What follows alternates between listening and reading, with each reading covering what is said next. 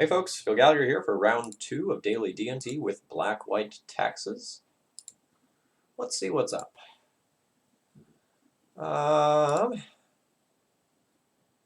We have a little bit of a medium hand that I'm going to end up keeping.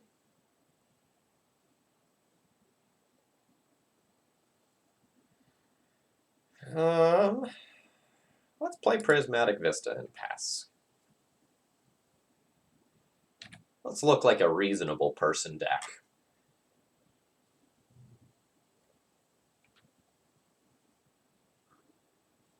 You wanna stifle me? I legit won't care if you stifle me. You do not want to stifle me. Let's just get planes. Jam.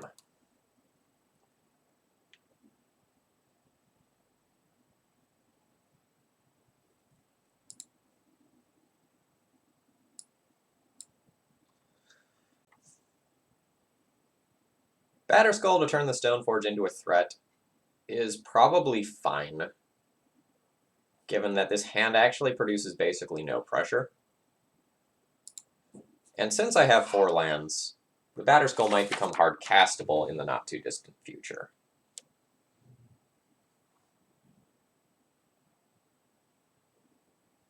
That's a really weird fetch land timing.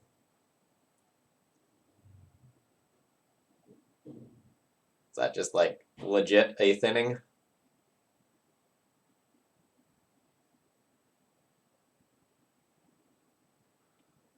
I'll answer your Batterskull with my own Batterskull. Aha!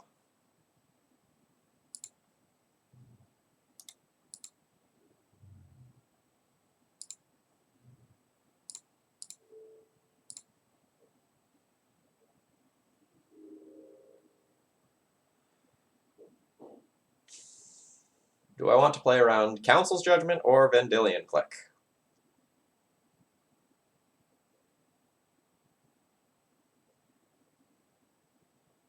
I think Vendilion Click. Well, there's also Teferi Bounce. Nah, alright, you got Click, you got Click.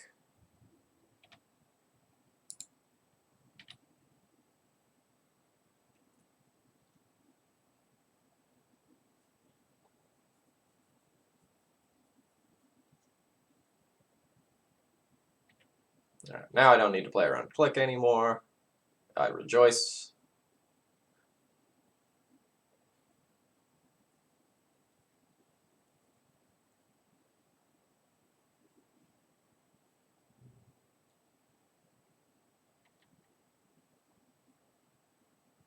I'm unsure if I'll just slam Palace Jailer on my turn.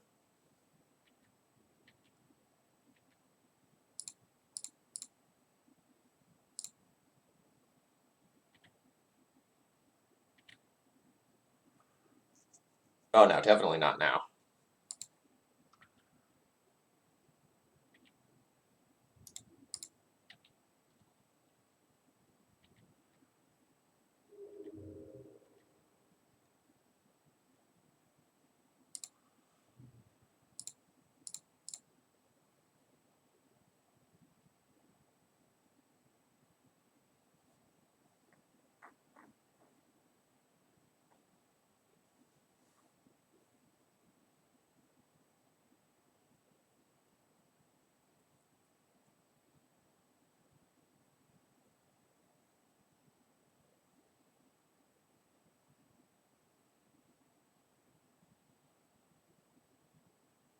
So this pause indicates that we're either in a force of will or swords to plowshares situation, where they're thinking, do I just swords to plowshares this Batterskull now before the Thalia tax comes in, or do I end up countering this Thalia? I think those are the two things that my opponent could be thinking about.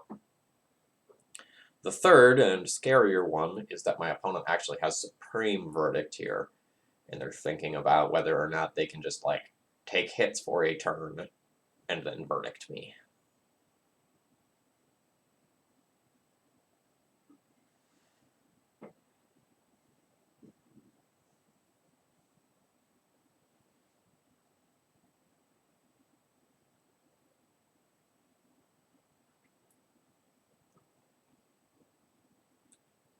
I think I will be playing into Supreme Verdict since I have Palace Jailer.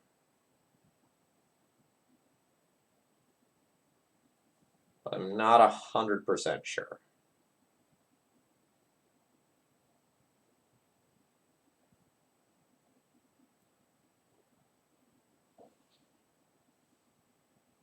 Apparently very, very tricky for my opponent.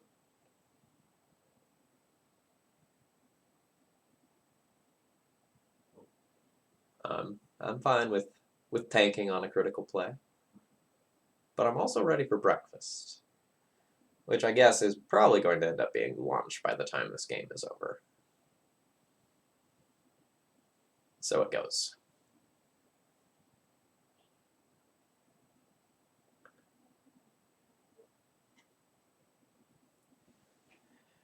As I've said in many recent videos, I am absolutely loving Legacy right now. Oh, okay, my opponent has actually lost connection to the game. So here's what we're gonna do. Oh, nope, my opponent's back.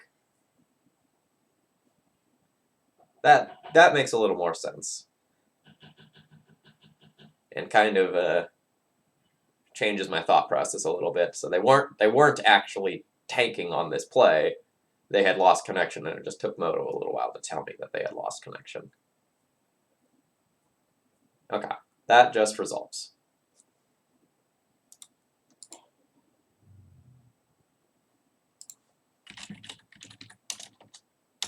No worries, it happens to all of us.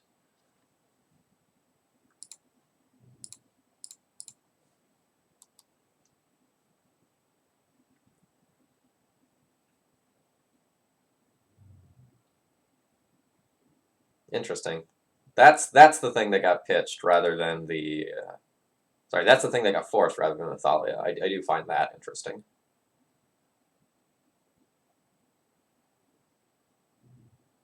Okay, nope. Alright, that makes more sense now.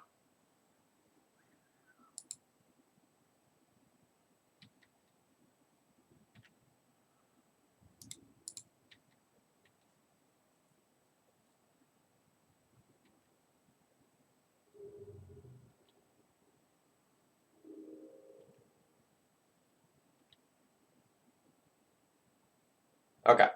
So my opponent did not bounce the Thalia to prevent damage. They're looking to bounce it to play some sort of 4-drop into that, and that to me screams Supreme Verdict.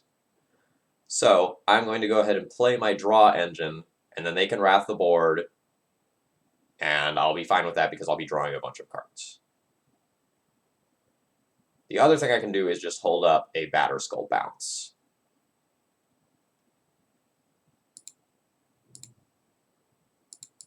But this seems better.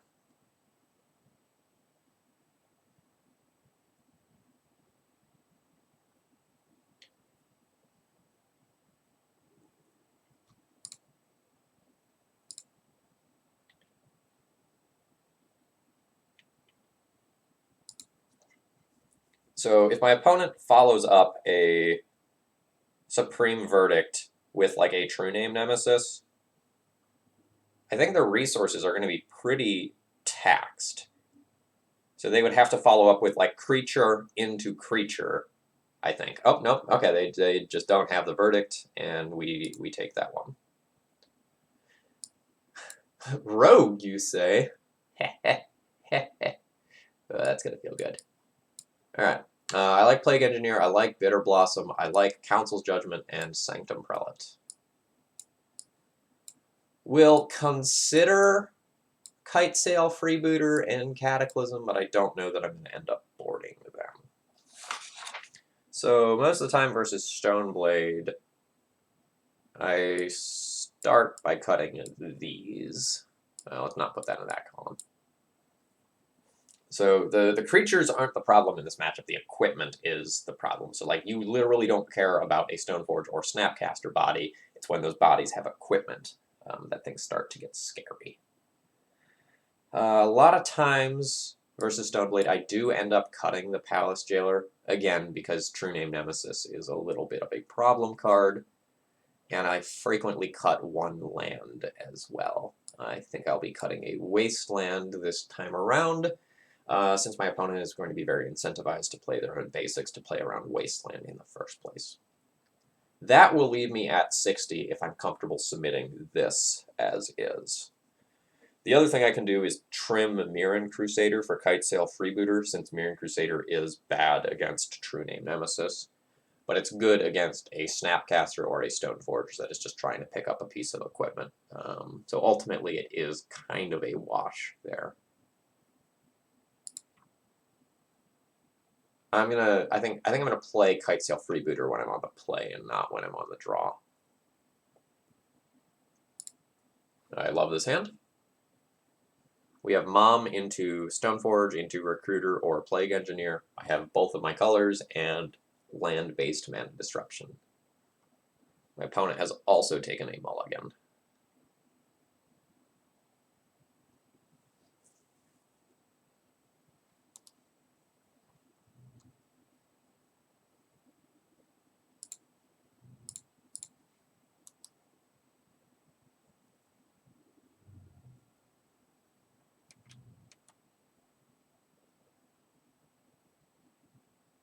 Is Mom scary enough to brainstorm in response to from the Stoneblade side?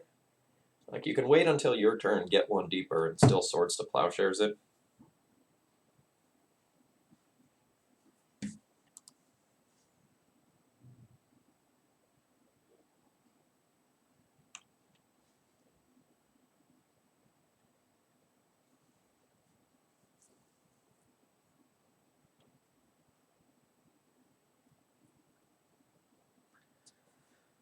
You have gotten your Batterskull. If my opponent didn't have this Caracas, I would totally just slam this Thalia onto the board.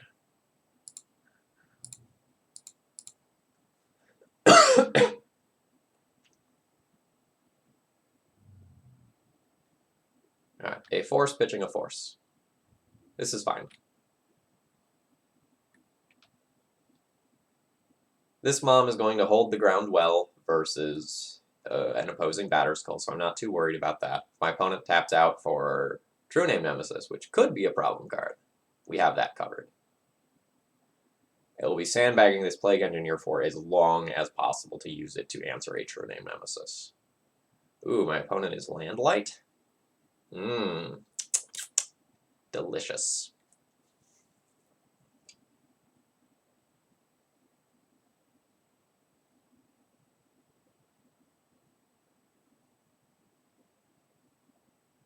What would I recruit her for?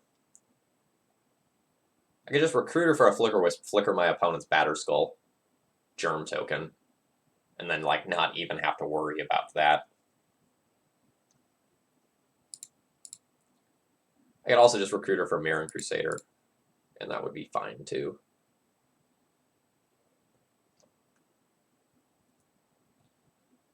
I also don't think that just playing Mom and Thalia might not be a bad play either.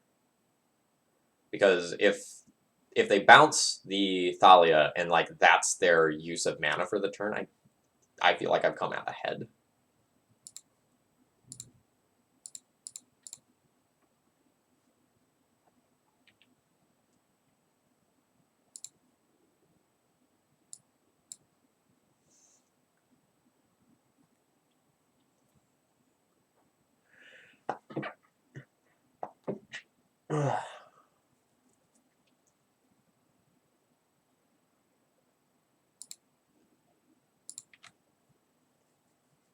I have no intention on blocking the Batterskull in the next turn cycle.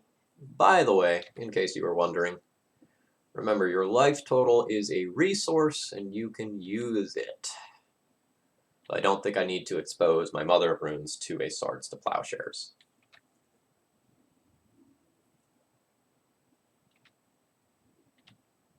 Because I think one of the easiest ways I can win is my opponent just to, like, sorry, one of the easiest ways I can lose is for my opponent to just have another, like, natural piece of equipment. And they just went, like, end step, Stoneforge, put in Jitte, oh, your mom's gone, getcha. But that's a shuffle. Still no land from my opponent. Wasteland, very, very easily the best draw that I could get.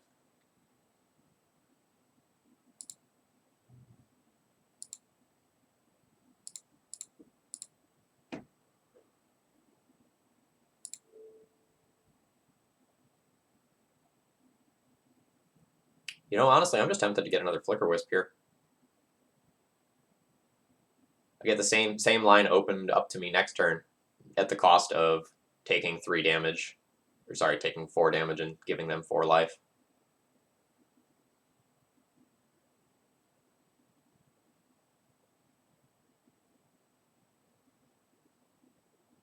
A counterspell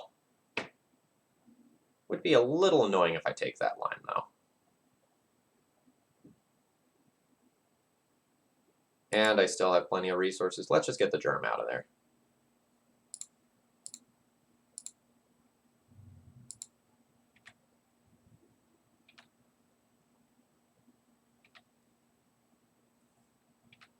So, spiking a land would be pretty cool. My opponent tapping out for True Name Nemesis and then getting savaged by Plague Engineer would also be pretty cool. Yeah.